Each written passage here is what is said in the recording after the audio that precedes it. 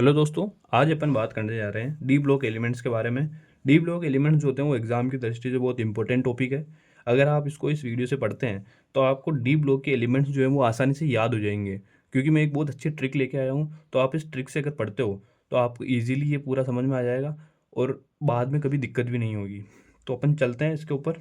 इसको संक्रमण तत्व या ट्रांजिशन एलिमेंट कहा जाता है। ट्रांजिशन एलिमेंट क्या होता है? इधर अगर आपने पीरियोडिक टेबल अगर देखी होगी तो उसके अंदर इस साइड में जो ग्रुप आता है, ग्रुप 1 और 2, और उसके बाद में इस साइड जो ग्रुप आते हैं 13, 14, 15, 16, 17, तो इधर होता है एस ब्लॉक और इधर होता है पी ब्लॉक। तो इन दोनों के बीच में ये तत्व आते हैं, इसलिए इनको बोला जाता है ट्रांजिशन एलिमेंट्स। और ट्रांजिशन एलिमेंट्स संक्रमण तत्व हो गए, और इनके गुण जो होते हैं वो एस ब्लॉक और पी ब्लॉक दोनों से ही डिफरेंट होते हैं। ठीक है।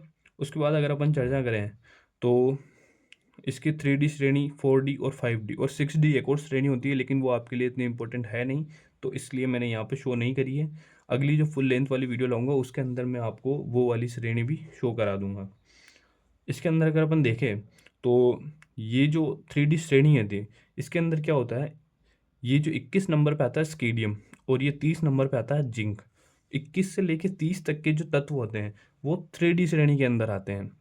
अगली आती है 4D श्रेणी। तो 4D श्रेणी के अंदर क्या होता है, 39 नंबर पे आता है इट्रियम। तो 39 से लेके अगला जो तत्व आता है केडमियम, ये आता है 48 नंबर पे।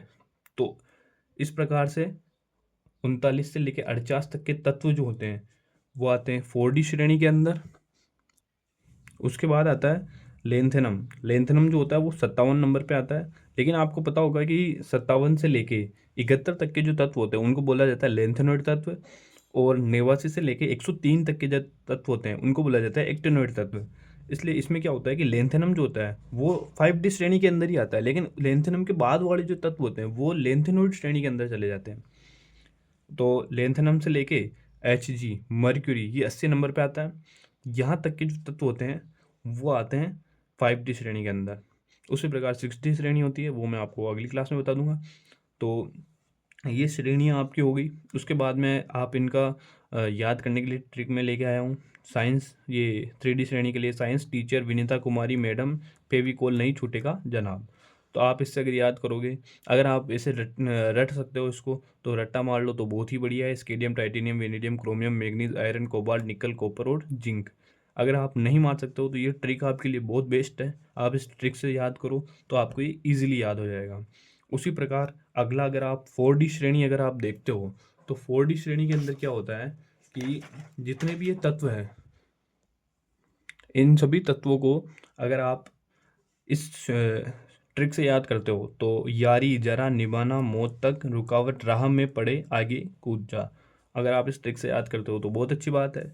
अगर आप इसको डायरेक्ट अगर देखते हो तो यट्रियम, जिरकोनियम, नोबियम, मोलिब्डेनम, टेक्टिन टेक्नीटियम सॉरी, और ruthenium, rhodium, palladium, silver, palladium के बाद सिल्वर और उसके बाद केडमियम। इस प्रकार से ये सारे तत्व होते हैं। उसके बाद अगर 5D श्रेणी अगर आप देखो तो उसके अंदर ट्रिक है ला हफ्ता वर्णा रे, उससे इधर पिटाई और होगी। तो आप अगर इसको रट्टा मार लो तो बहुत आपकी इच्छा, अगर आप नहीं मार पाओ तो ये ट्रिक है उससे याद कर लो। और इन सभी तत्वों का एक बार नाम बता देता हूँ मैं आपको। Lanthanum, hafnium, tantalum, tungsten, rhenium, osmium, indium, platinum, इसको एयू को ओरम या गोल्ड बोला जाता है। उसके बाद मर्क्यूरी, Hg। ग्रुप 12 से लेके, मतलब कि ग्रुप 12 के अंदर कौन कौन से तत्व आते हैं, जिंक, केडमियम और Hg, इनको संक्रमण तत्व नहीं कहते हैं। उसका रीज़न क्या है कि इनका जो इलेक्ट्रॉनिक कॉन्फ़िगरेशन होता है उसके अंदर डी कक्षक जो होता है उसके अंदर ये जो सारे ही तत्व होते हैं इनके अंदर इलेक्ट्रॉन जो है वो फुल फिल्ड होते हैं। डी ब्लॉक जो है, ये डी के अंदर आप 10 इलेक्ट्रॉन देख रहे होंगे यहाँ पे, तो डी ब्लॉक जो है वो फुल फिल्ड होता है, पूरा भरा हुआ होता है। तो इसलिए ये संक्रमण तत्वों के अंदर नहीं आते हैं। उसके बाद अगला देखते हैं अपन इसका GEC, जनरल इलेक्ट्रॉनिक कॉन्फ़िगरेशन। तो इसके अंदर क्या होता है, N-1 D 1 to 10 NS 1 to 2। तो डी के अंदर 1 से 10 इलेक्ट्रॉन के बीच में आते हैं, और एस कक्षा के अंदर 1 से 2 इलेक्ट्रॉन आते हैं। उसके बाद Fe या आयरन को अपन देखते हैं। इसका एग्जाम्पल तो ऑर्गन 18 पे आता है ऑर्गन, उसके बाद में 3d6 और 4s2, क्योंकि Fe 26 पे आता है तो 18 और 2 20 और 6 26, इस प्रकार से Fe का इलेक्ट्रॉनिक कॉन्फ़िगरेशन अपन लिख सकते हैं। उसके बाद आगे चलते हैं अपन प्रॉपर्टीज या मुख्य गुण के बारे में। तो वेरिएबल वैलेंसी दिखाते हैं ये डी कक्षक के इलेक्ट्रॉन्स। तो परिवर्तनशील संयोजकता होती है, एक से ज़्यादा ऑक्सीडेशन स्टेट होने के कारण ये दिखाते हैं, क्योंकि एक ही तत्व की एक से ज़्यादा ऑक्सीडेशन स्टेट होती हैं।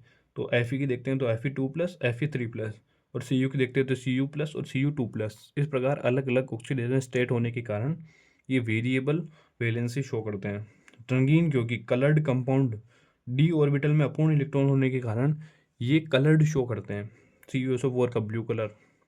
चुंबकीय गुण मैग्नेटिक प्रॉपर्टीज़ के अंदर अपन देखते हैं तो पैरामैग्नेटिक और फेरोमैग्नेटिक।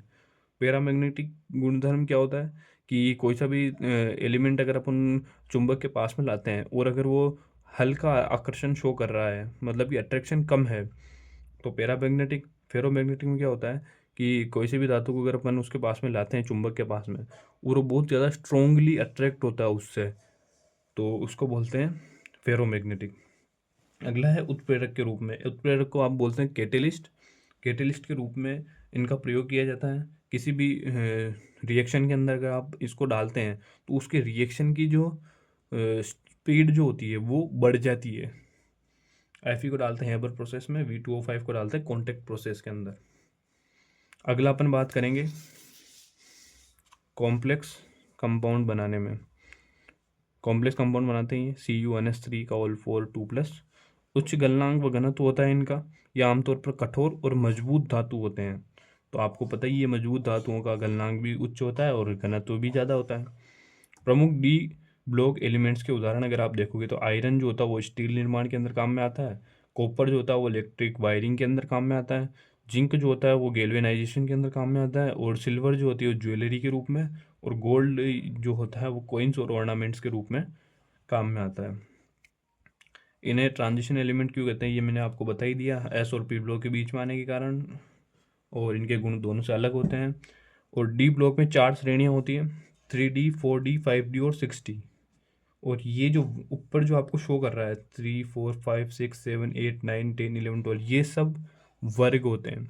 और नीचे की साइड अगर आप देखोगे ये जो होते हैं इनको बोलते हैं आवर्त। ये 4 5 6 और 7, इन चारों आवर्त के अंदर जो जो भी इलेक्ट्रॉन पाए जाते हैं उनको बोला जाता है डी ब्लॉक एलिमेंट्स, क्योंकि इनके इन तत्वों के जो आखिरी जो कक्षक होता है डी कक्षक, उनके अंदर इलेक्ट्रॉन आता है, इसलिए इन सबको डी ब्लॉक एलिमेंट्स कहा जाता है। इन सबको आप देख सकते हो 3D श्रेणी मैंने आपको पहले बताई थी, 4D बता दी, 5D बता दी और 6D ये आप यहाँ पे देख सकते हो।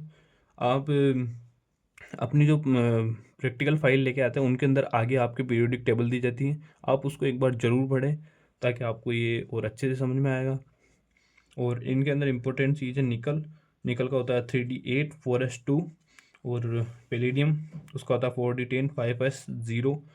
और पीटी का होता है इलेक्ट्रॉनिक कॉन्फ़िगरेशन है ये 5D9 6s1। और ये जो धातु होती है Cu Ag Au और Rg, इनको कोइन या मेटल सिक्का धातु इनको बोला जाता है। ये सारी बातें अपन ने डी ब्लॉक एलिमेंट्स के बारे में आज कर ली है। आप अगर इस एक वीडियो को अगर आप देखते हो तो आपके सारी ही चीज़ें ये क्लियर हो जाएगी एक ही बार में, आपको कहीं जाने की ज़रूरत भी नहीं पड़ेगी। तो आप इसको ज़रूर देखें, अच्छा लगे तो लाइक करें, कमेंट करें, शेयर करें और चैनल को सब्सक्राइब करें।